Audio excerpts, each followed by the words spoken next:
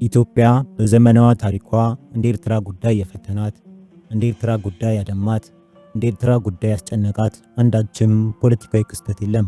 እንደ ጎርዲያን ቋጠሮ የተተበተበው ይህ ጉዳይ የንጉሠ ነገሥቱን ዘውድ አነቃነቀ። የደርግ ወታደራዊ ካባን ቀደደ። የሺዎች ሕይወትን በበረሃ ሸዋ ላይ በተነ። በዛሬ ዝግጅታችን የምንመለከተው በጠመንጃ አፈሙዝና በዲፕሎማሲ ጠረጴዛ መካከል ሲዋዥቅ የኖረውን የዚያን ዘመን ትርምስ ነው። የሰላም ውይይቱ እንዴት ከሸፈ? የአረብ ሀገራት እጅ በኤርትራ ጉዳይ እንዴት ረዘመ? በተለይ የሳዳም ሁሴን መንግስት እና ኢራን ምን አደረጉ? ሱዳንና ሻቢያ ምን ግንኙነት ነበራቸው የሚለውን እንመልከት። ለዚህ ታሪክ ዋቢ ያደረግነው በወቅቱ የደርግ ከፍተኛ ባለስልጣን የነበሩት ሌተናንት ኮሎኔል ፍስሐ ደስታ አብዮቱና ትዝታዬ የሚለውን መጽሐፍ ነው።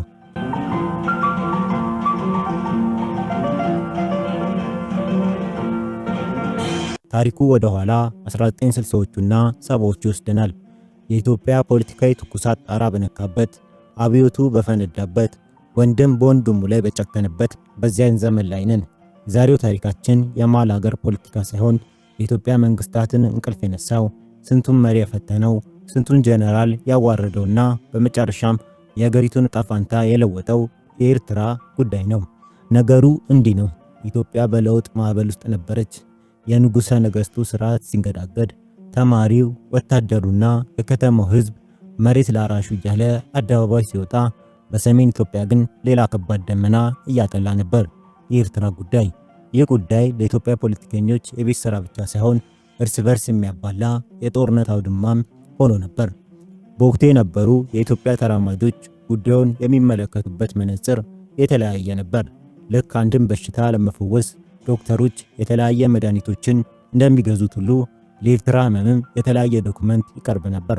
አንዳንዶቹ ችግሩ የአስተዳደር ብልሽት ነው፣ የፈረሰው ፌዴሬሽን ይመለስና ሰላም ይወርዳል ሲሉ ይከራከራሉ። ሌሎች ደግሞ አረ በፍጹም ይህ የብሔር ጥያቄ ነው፣ መፍትሄው እስከ መገንጠል የሚዘልቅ የራስን በራስ የመወሰን መብት ነው ብለው ይሟገታሉ። በዚህ መሃል ደግሞ ህወሓትን የመሳሰሉ ድርጅቶች የመጡበት መንገድ ይበልጥ ጽንፈኛ ነበር። እነርሱ እንደሚሉት ኤርትራ የኢትዮጵያ አካል ሳትሆን በኢትዮጵያ ቀኝ ግዛት ስር የወደቀች ሀገር ናት የሚል ለታሪክ የሚጎረብጥ ንድፍ ሐሳብ ይዘው ብቅ አሉ። ይህ ሐሳብ ልዩነት መፍትሄ ከማምጣት ይልቅ ችግሩን ይበልጥ አወሳሰበው። ደርግ ስልጣን እንደያዘ የኤርትራ ተወላጅ የነበሩትና የደርግ ሊቀመንበር የሆኑት ጀነራል አማን አምዶም ችግሩን በሰላም ለመፍታት ያደረጉት ጥረት ከእርሳቸው ሞት ጋር አብሮ ተከበረ። ደርግ በጉልበት የሚያምን ወታደራዊ መንግስት ነውና አንዲት እናት ሀገራችንን ለማዳን ደም መፍሰሱ የግድ ነው በሚል ፍልስፍና ጦርነቱን ተያያዘው። ይሁን እንጂ ሚያዝያ 1968 ዓ.ም ላይ ደርግ የብሔራዊ ዲሞክራሲያዊ አብዮት ፕሮግራምን ሲያውጅ ትንሽ የሰላም ጭላንጭል ታየም። የኤርትራ ችግርም በሪጂናል አውቶኖሚ ወይም በራስ ገዝ አስተዳደር ይፈታል የሚል አቋም ተያዘ። ይህንንም ለማስፈጸም የኤርትራ ልዩ ጉዳይ ኮሚሽን ተቋቋመ። እነ ዶክተር ኢዮብ ገብረ ክርስቶስ፣ መቶ አለቃ ግርማ ወልደ ጊዮርጊስ የኋለኛው ፕሬዝዳንትና ሌሎችም ተሹመው ወደ አስመራ አመሩ። ነገር ግን ታሪክ እንደሚነግረን በፖለቲካ ውስጥ አንድ እጅ ሰላም ሲዘረጋ ሌላኛው እጅ ካራ ይስላል። ደርግ በአንድ በኩል ኮሚሽን አቋቁሞ ሰላም ሰላም እያለ በሌላ በኩል ደግሞ አንድ አስከፊ እቅድ እያወጣ ነበር። እርሱም የራዛ ዘመቻ ይሰኛል። የወሎን የጎንደርና የጎጃምን ምስኪን ገበሬዎች አገርን ወራሪ መጥቶባታል ብሎ ቀስቅሶ በቂ ውትድርና ስልጠና ሳይሰጥ ያረጀ ጠመንጃ አሸክሞ ወደ ሰሜን ጦር ግንባር ማቀስ ነበር። ይህ ዘመቻ በሻቢያና በጀባ ዘንድ ትልቅ ጥርጣሬ ፈጠረ። ሰላም እንፈልጋለን እያሉ በሌላ በኩል ገበሬውን ያስታጥቁብናል የሚል ጥያቄ ያስነሳ። የዘመቻው መጨረሻ ግን አሳዛኝ ነበር። ምንም የጦር ልምድ የሌለው ገበሬ ለዓመታት ዱር ቤት ካለ ተዋጊ ጋር ሲገናኝ ውጤቱ እልቂት ሆነ። ይህ የራዛ ዘመቻ በደርግ ውስጥም ሆነ በተራማጆች ዘንድ ከፍተኛ ተቃውሞ ገጠመው። ዘመቻው እንዲቆም ተደረገ።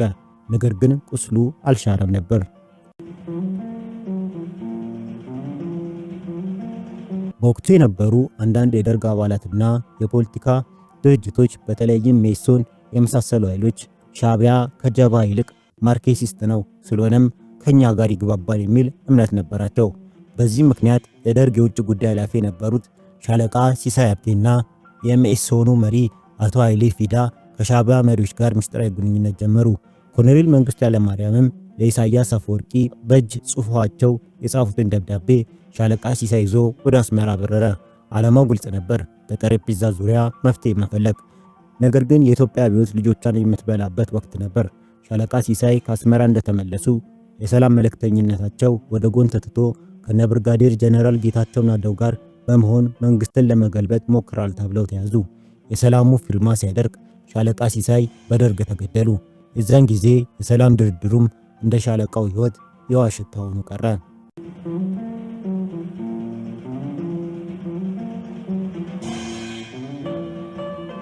አሁን ደግሞ ታሪካችንን ከሞቀው የአፍሪካ ቀንድ ተነስተን በአውሮፓ እምብርት ወደምትገኘው በሁለት ጎራ ወደ ተከፈለችው የታሪክና የሴራ ከተማ ወደነችው በርሊን እንጓዝ። ዘመኑ 1970ዎቹ አጋማሽ ነው። ዓለም በሁለት ርዕዮተ ዓለም ጎራዎች ተከፋፍላለች። ምዕራቡ ዓለም በካፒታሊዝም፣ ምስራቁ ደግሞ በሶሻሊዝም ተወጥሯል። የቀዝቃዛ ጦርነት ወይም ኮልድ ዋር የበረዶ ግግር ፖለቲካ ዓለምን አደንዝዞ ይዟል። ነገሩ ወዲህ ነው። በወቅቱ የምስራቅ ጀርመን መሪዎች አንድ ግራ የገባቸው ነገር ነበር። በአፍሪካ ቀንድ ሁለት ኃይሎች ይዋጋሉ። አዲስ አበባ ያለው የደርግ መንግስት ሶሻሊስት ነኝ፣ ማርክሲስት ነኝ፣ የሌኒን ደቀ መዝሙር ነኝ ይላል። በበረሃ ያለው የሻዕቢያ አማጺ ቡድንም በተመሳሳይ እኔም ማርክሲስት ነኝ፣ የሰራተኛው መደብ ተከራካሪ ነኝ ይላል። ታዲያ ለምስራቅ ጀርመን ፖለቲከኞች ይህ ነገር እንቆቅልሽ ሆነባቸው። ሁለት ወንድማማች የርዕዮተ ዓለም ልጆች በአንድ ቤት ውስጥ ለምን ይተራረዳሉ የሚል ጥያቄ የበርሊኑ ቤተ መንግስት ወጠረው። ሶቪየት ህብረትንም አስጨነቃት። በፖለቲካ ውስጥ ርዕዮተ ዓለም እንደ ሃይማኖት ነው። ነገር ግን ጥቅም ሲጋጭ ሃይማኖትም ይፈርሳል። ምስራቅ ጀርመኖች ግን ይህን እውነት የዘነጉት ይመስል ነበር። ለኤርትራ አማጽያን ከፍተኛ ድጋፍ ትሰጥ የነበረችው ምስራቅ ጀርመን አሁን ደግሞ የኢትዮጵያ ወዳጅ ሆናለች። የጀርመኑ መሪ ኤሪሽ ሆኒከር አንድ ታሪካዊ ቁርጥ ቀጥል ሙከራ አደረጉ። ሁለቱን ተፋላሚዎች እዚሁ በርሊን አምጥተን እናስታርቃቸው ብለው ወሰኑ። ይህም የበርሊን ድርድር በታሪክ መዝገብ ውስጥ እጅግ አስገራሚ ምዕራፍ ነው። አስቡት፣ ከ17 ዓመታት የደም አፋሳሽ ጦርነት በኋላ የሻዕቢያው መሪ ኢሳያስ አፈወርቂና የደርግ ከፍተኛ ባለስልጣናት በአንድ ጠረጴዛ ዙሪያ ተቀምጠው ሊያወሩ ነው። ቦታው በርሊን ነው። አየር ንብረቱ ቀዝቃዛ፣ በክፍሉ ውስጥ ያለው ስሜት ግን እሳተ ገሞራ። የሶሻሊስት አንድነት ፓርቲ ቁልፍ ሰው የሆኑት ወርነር ላምረዝ የሽምግልናውን በትር ይዘው ብቅ አሉ። ላምረዝ ወደ አዲስ አበባ መጥተው ከኮሎኔል መንግስቱ ኃይለማርያም ጋር ተነጋግረው ነበር። ኮሎኔሉ አንድ ተስፋ ሰጪ ነገር ወርውሮላቸው ነበር። ኤርትራ በኢትዮጵያ አንድነት ስር ሆና ሙሉ የራስ ገዝ መብቷ ወይም ሪጂናል አውቶኖሚ ይከበርላታል። ይህም ለመቀበል ዝግጁ ነን የሚል አቋም አሳዩ። ይህ ለጀርመኖች እንደ ታላቅ ዕድል ተቆጠረ። ኢሳያስ አፈወርቂም በበኩላቸው ምናልባት የሶሻሊስት አጋሮቻቸውን ላለማሳዘን ብለው ይሁን ወይም የፖለቲካ ካርዳቸውን ለመለካት ከእርቅ በኋላ በጋራ ጠላታችን በኢምፔሪያሊዝም ላይ አብረን መዝመት እንችላለን የሚል የዲፕሎማሲ ቋንቋ ተናገሩ። ሁለቱም ወገኖች ቃላት እየወረወሩ ተወያዩ። ዋናው ድራማ ግን አልተጀመረም ነበር። ሁለተኛው ዙር ውይይት መጋቢት 1970 እንደ ፈረንጆቹ አቆጣጠር በማርች 1978 በርሊን ውስጥ ሲጀመር አንድ ያልታሰበ እጅግ ቀላል የሚመስል ግን ደግሞ የልብን መራራቅ የሚያሳይ ክስተት ተፈጠረ። የቋንቋ ነገር። ልብ በሉ ተመልካቾች፣ የሰላም ድርድር ሊደረግ ነው። አጀንዳው የሰው ሕይወት፣ የአገር ድንበርና የባህር በር ነው። ነገር ግን በጠረጴዛው ዙሪያ የተፈጠረው የመጀመሪያው ጦርነት በምን ቋንቋ እንነጋገር የሚል ሆነ። በደርግ በኩል የልዑካን ቡድኑን የሚመሩት ሻለቃ ብርሃኑ ባዬ መግባቢያችን የአገሪቱ ብሔራዊ ቋንቋ አማርኛ መሆን አለበት ብለው ተናገሩ። በሻዕቢያ በኩል ያሉት ኢሳያስ አፈወርቂ ደግሞ አረ በፍጹም የምንነጋገረው በአረብኛ ነው ብለው አሸፈረኝ አሉ። በሻለቃ ብርሃኑ ባዬና በኢሳያስ መካከል የቋንቋ ነገር እንደ ትልቅ ጉዳይ ተወስዶ የንትርክ ርዕስ ሆነ። ይህ ክስተት በራሱ የሚያሳየን ችግሩ የፖለቲካ ብቻ ሳይሆን የስነ ልቦናና የማንነት ቀውስም እንደነበረበት ነው። በመጨረሻም ጀርመኖች የጀርመን ሶሻሊስት ፓርቲ በጭንቅ ያዘጋጀውን የረቂቅ ሐሳብ ጠረጴዛ ላይ ያስቀመጠ። ውይይቱ ቀጠለ። የበርሊኑ ምሽት በውጥረት ነካ። በመጨረሻም 3 ዋና ዋና ነጥቦች ላይ ስምምነት ተደረሰ የሚል ዜና ወጣ። ነጥቦቹ ምን ነበሩ? አንደኛ፣ የደም መፋሰስ በአስቸኳይ ይቁም፣ የፖለቲካ መፍትሄ ይቅደም። ሁለተኛ፣ ደርግ በይፋ አዋጅ አውጥቶ ለኤርትራ የአካባቢ ራስ ገዝ መብት ወይም ሪጂናል አውቶኖሚ ይስጥ። ይህም በኤርትራ ያሉትን ሁሉንም ድርጅቶች ያሳተፈ ይሁን። ሶስተኛ፣ የኢትዮጵያ ባህር በር መብት ማለትም አሰብና ምጽዋ የተጠበቀ ይሁን። ስምምነቱ ይህን ይመስላል። በወረቀት ላይ ሲታይ እጅግ ውብ፣ ፍትሃዊና ችግሩን ከስሩ የሚነቅል ይመስላል። ሁለቱም ወገኖች የጋራ ኮሚሽን ለመቋቋም ተስማምተው ተለያዩ። ሶቪየት ህብረት ከጀርባ ሆናም በደስታ እጆቿን አሳሸች። የአፍሪካ ቀንድ እሳት አጠፋን ብለው አሰቡ።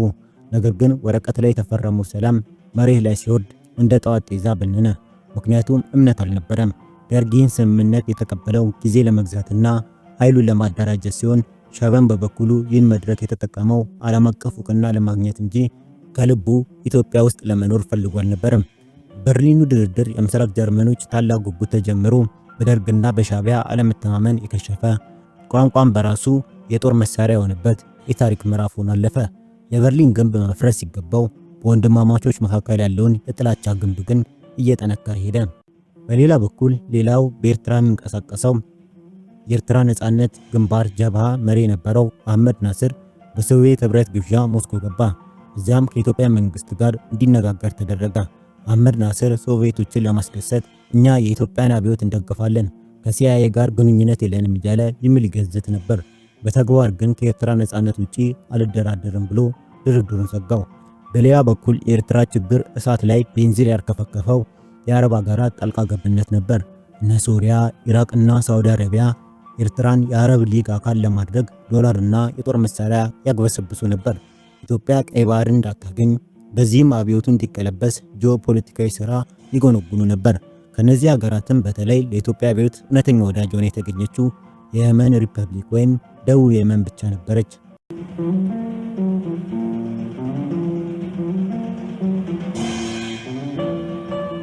ጊዜው 1970 ዓ.ም ነው። የኢትዮጵያ አብዮት እንደ እሳተ ገሞራ ፈንድቶ ሀገሪቱን እያናወጠ ያለበት ወቅት ነው። በሰሜኑ የሀገራችን ክፍል የነበረው የኤርትራ ችግር ከአድማስ ባሻገር እየተደቀነ ጥቁር ዳመና ሆኗል። በሌላ በኩል ደግሞ አዲሱ የደርግ መንግስት የሶሻሊዝምን ካባ ለብሶ ወዳጅ ፍለጋ የሚባክንበት በዚህ ወሳኝ ወቅት የኢትዮጵያ አብዮት እውነተኛ ገጽታን ለማስረዳትና ለኤርትራ ችግር ፖለቲካዊ መፍትሄ ለማፈላለግ አንድ ከፍተኛ የልዑካን ቡድን ፊቱን ወደ ሰሜን አፍሪካና መካከለኛው ምስራቅ አዞረ። ጉዞው ወደ አልጄሪያ፣ ሊቢያና ኢራቅ ነበር። ይህ ጉዞ የዲፕሎማሲያዊ ጥረት ብቻ አልነበረም። በታሪክ መነጽር ሲታይ የድል፣ የውሳኔ፣ የብልሃትና የሞኝ እብሪት መስተጋብር የታየበት ድራማ ነበር። ይህ የአረብ ሀገራት የደርግ የልዑካን ቡድን ተልዕኮና የኤርትራ ጉዳይ ለመፍታት የተደረገውን ጥረት እንመልከተው። የልዑካን ቡድኑ የመጀመሪያው ማረፊያ በወቅቱ የአፍሪካ አብዮተኞች መዲና ወደ ነበረችው አልጀርስ ነበር። አልጄሪያ ከፈረንሳይ ቀኝ ግዛት ለመላቀቅ በከፈለችው መራር ዋጋ የምትታወቅ አብዮትን በተግባር የኖረች ሀገር ናት። ቡድኑ የአገሪቱን ፕሬዝዳንት ኮሎኔል ሃውሪ ቡሜዲያንን አገኘ።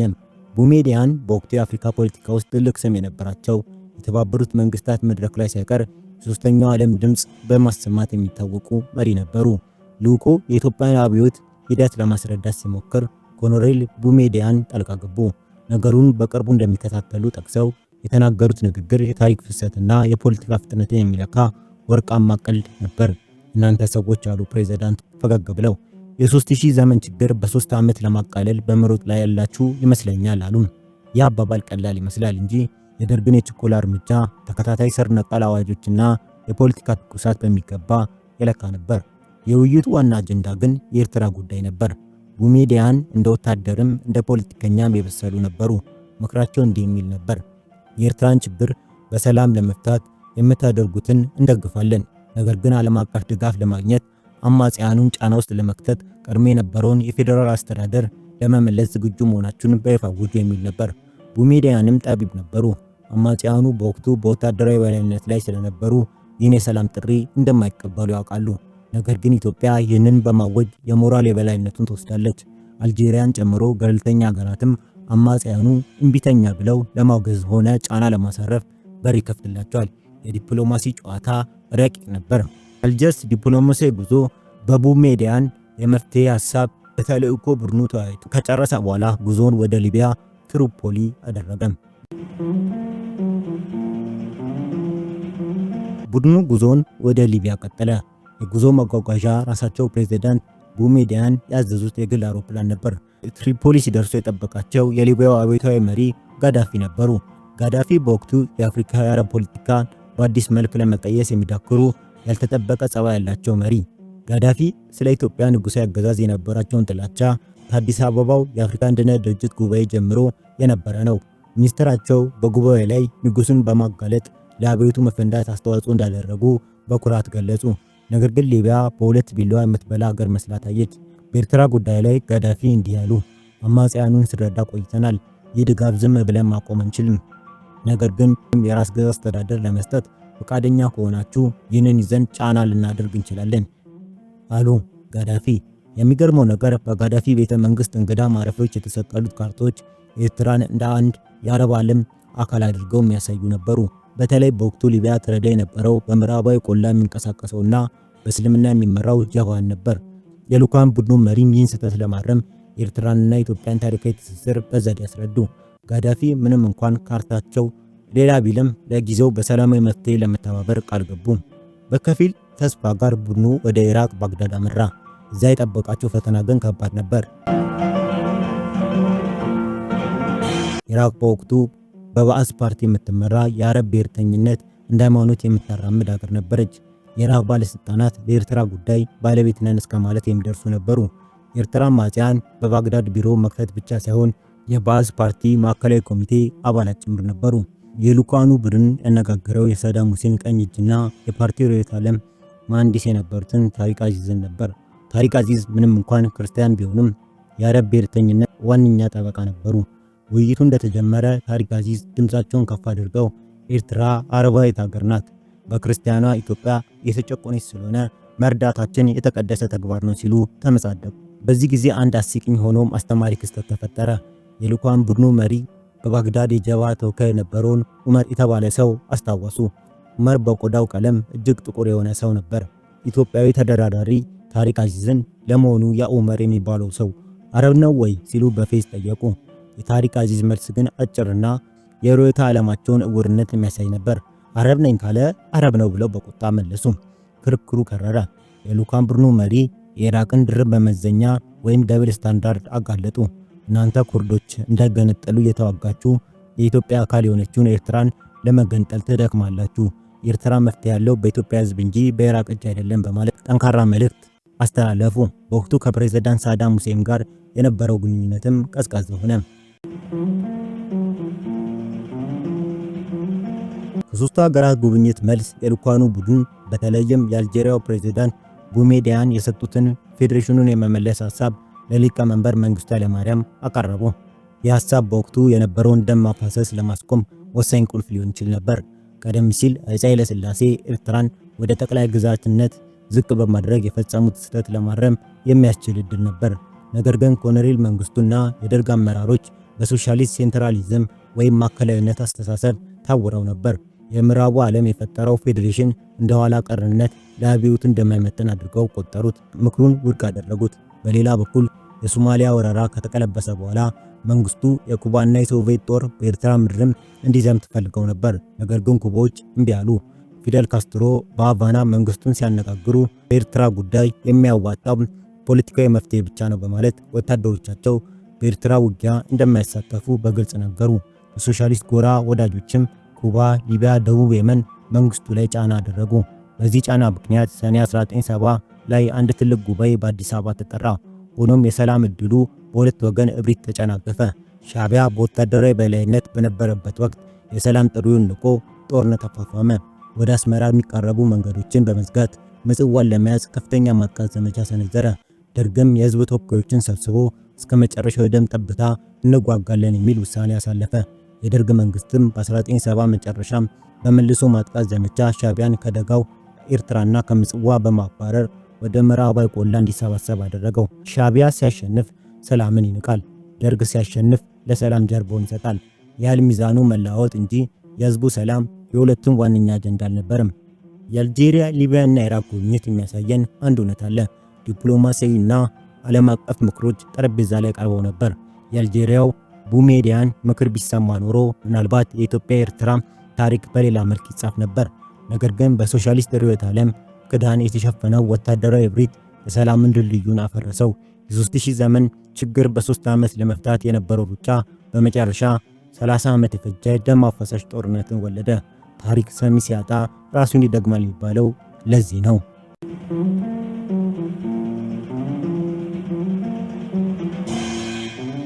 በምስራቅ አፍሪካ ፖለቲካ ውስጥ እንደ ሱዳን፣ ኢትዮጵያና ኤርትራ ግንኙነት ውስብስብ፣ እንደ አባይ ወንዝ ጠምዛዛ፣ እንደ በረሃው አሸዋ ትኩስ የሆነ ታሪክ የለም።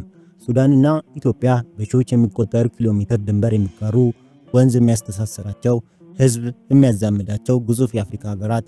ሆኖም ግን የታሪክ መዝገብ እንደሚነግረን የእነዚህ ሀገራት ግንኙነት ሁሌም አንተ ካጠፋህብኝ እኔም አጠፋብሃለሁ የሚል የበቀላና የሴራ ድር የተተበተበ ነበር። ነገሩ የሚጀምረው ከሩቅ ነው። ሱዳን ጥር 1 1956 ነፃነቷን ስትቀናጅ ገና ከጠዋቱ ነበር የቤት ስራው የጀመረው። ሀገሪቱ በሁለት ተከፍላለች።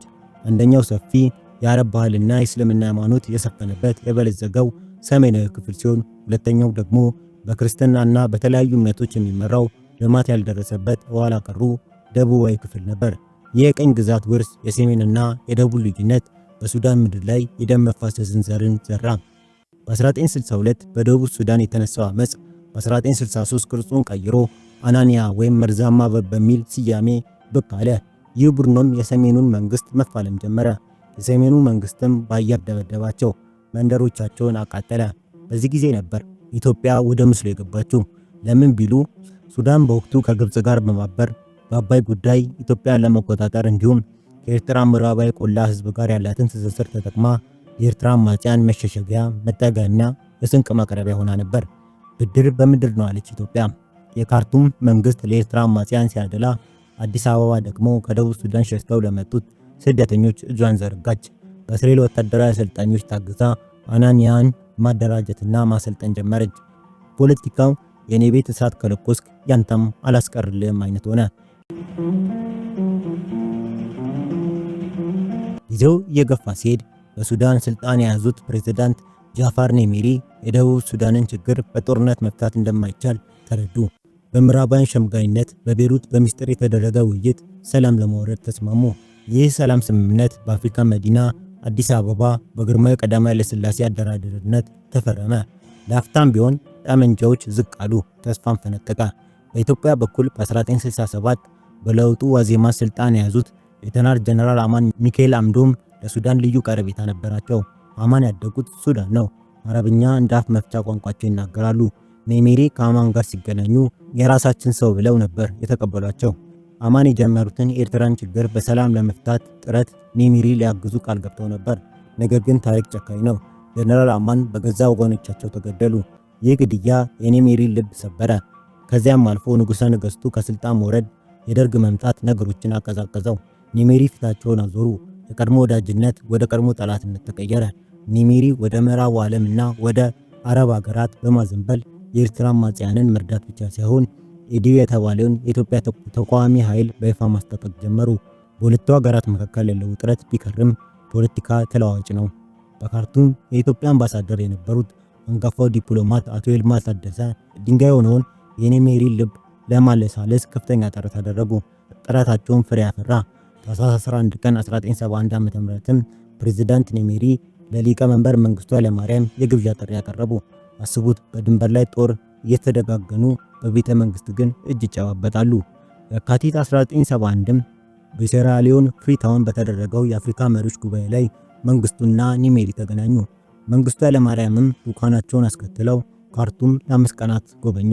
አቀባበሉ ደማቅ፣ ንግግሩ የሰላም ነበር። በምላሹም ኔሜሪ ህዳር 9 1973 ዓ.ም አዲስ አበባ ገቡ። የሁለቱ መሪዎች ግንኙነት ወደ ሰላም የመጣ ቢመስልም ከስር ያለው እሳት ግን አልጠፋም ነበር። ችግሩ የመጣው ኔሜሪ የራሳቸውን ቃል ሲበሉ ነው። ኔሜሪ ሱዳን የሸሪያ ህግ እንድትከተል አውጁ። በ1972 የአዲስ አበባ ስምምነት የተገኘውን የደቡብ ሱዳን ራስ በራስ የማስተዳደር መብትን አፈረሱት። ደቡብን ለሶስት ከፋፈሉት። ይባስ ብሎ ግብፃውያንን በሸንጎሌ ካናል ለማስፈር ማቀዳቸው እና በዚያ አካባቢ ነዳጅ መገኘቱን ነገሩን አቀጣጠለው። ደቡብ ሱዳኖች ዳግም ጫካ ገቡ። ስሙንም አናንያ 2 አሉት። ጦርነቱ አገረሸ። ስደተኞች እንደ ጎርፍ ወደ ኢትዮጵያ በተለይም ወደ ጋምቤላ መፍሰስ ጀመሩ።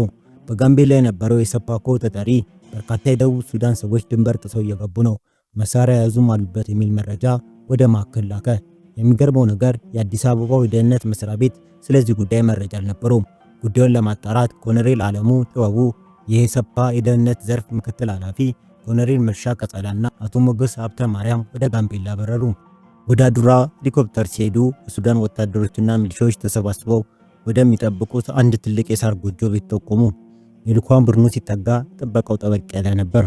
ከብዙ ማግባባት በኋላ ግን ከጎጆ ውስጥ አንድ ግዙፍ ሰው ወጣ። ወታደራዊ ዩኒፎርም የለበሰ፣ እጃዊ የጠመጠመ፣ ግርማ ሞገሱ የሚያስፈራ የሱዳን ጦር ኮሎኔል። ይህ ሰው ማን ነበር? የወደፊቱ የደቡብ ሱዳን ነጻነት አባት የሚባለው ዶክተር ጆን ጋራንግ ነበር። የኢትዮጵያ ልኡካን እኛ የመጣነው ለልማት ስራ ነው፣ እግረ መንገዳችን እኒህ ብለን ነው ብለው ዘዴ ፈጠሩ። ጆን ጋራንግም ተስማምቶ ውይይቱ ጋምቤላ ከተማ ውስጥ ቀጠለ። በዚያም በጋምቤላ ሙቀት ታሪክ የሚቀየር ስብሰባ ተቀመጡ። ከጆን ጋራንግ ጋር ሻምበል ካርቢኖ እና የደቡብ የደን ሚኒስትር የነበረው ሰው አብረው ነበሩ። የኢትዮጵያ ባለስልጣናት ለመሆኑ ምን ያህል ጦር አላችሁ ብለው ጠየቁ። ጆን ጋራንግ በነገው ዕለት ወደ ኢታንግ ወስዶ ከ1000 በላይ የሚሆኑ ወታደሮችና መኮንኖች አሰልፎ አሳያቸው። ዩኒታይ የኢትዮጵያ ድንበር ክፍተትነትና የደህንነቱን ክፍተት ፍርጥም አድርጎ ያሳየ ክስተት ነበር። ነገሮች ግን አልጋ ባልጋ አልነበሩም። በቦታው ቀድሞ የገቡ ጎርደን የተባለ መሪ የሚታዘዙ ሌሎች አማጽያን ነበሩ። እነዚህ ኃይሎች ከጆን ጋራንግ ጋር ሆድና ጀርባ ነበሩ። የኢትዮጵያ ልኡካን ሁለቱን ለማገናኘት ወደ ጎርደን ካምፕ ሲሄዱ ጎርደን ቱግ ብሎ ተነሳ። ማን ፈቅዶላችሁ መጣችሁ? ይህ እኮ የሱዳን መንግስት ሰላይ ነው ብሎ ጆን ጋራንግን ከሰሰ። የኢትዮጵያ ልኡካንን ለማሰር ሞከረ። ነገር ግን የኢትዮጵያ ተወካይ በቆራጥነት ቦታው ተመዝግቧል፣ በአውሮፕላን ሳላስደበድብ አስብበት ብለው ሲያስፈራሩት ጎርደን ተለሳለሰ። ሰፈሩ ሲጎበኝ ግን ሁኔታው አሳዛኝ ነበር። ወታደሮቹ በቆሎ እያመረቱ አሳ እያጠመዱ አውሬ እያደኑ የሚኖሩ እንጂ የመዋጋት ወኔያቸው የጠፋ ነበር። በመጨረሻም በኢትዮጵያ ሽምግልና ጆን ጋራንግና ጎርደን ተስማሙ። ይህ በቪዲዮ የተቀረጸው መረጃ ለመንግስቱ ኃይለማርያም ቀረበ። መንግስቱም ሁኔታውን አይተው ጆን ጋራንግ ወደ አዲስ አበባ እንዲመጡ አደረጉ።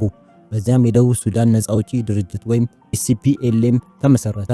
በእርሻ ኢኮኖሚክስ የዶክትሬት ዲግሪ ያላቸው የተማሩት ወታደራዊ ኮሎኔል ጆን ጋራንግ መሪ፣ ካርቢኖ እና ጎርደን ምክትል ሆኑ። ኢትዮጵያ ለዚህ ድርጅት የኋላ ደጀን ሆነች። በቦንጋ ጥቅጥቅ ባለው ጫካ ውስጥ በአየር ላይ እንዳይታይ ተደርጎ ጥልቅ ማሰልጠኛ ተከፈተ።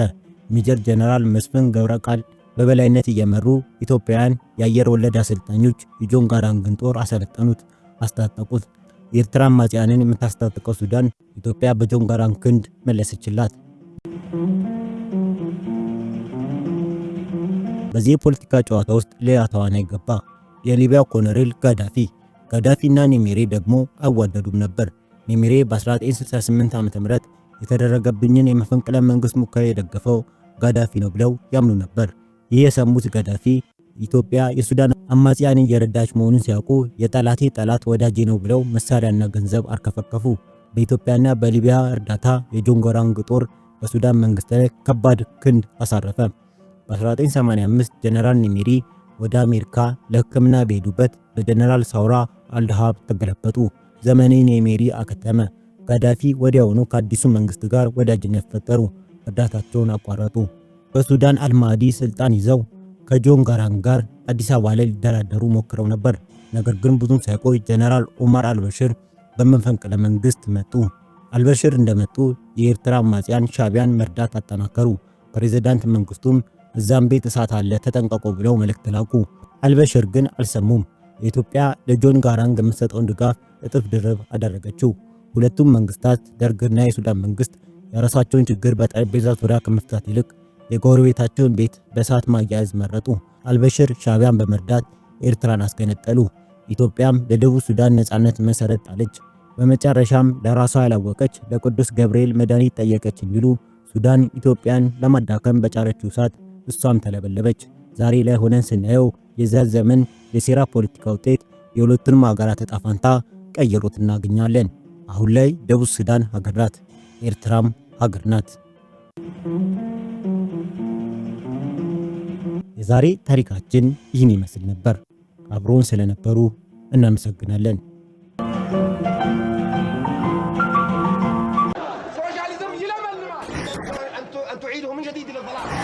Yes, we did.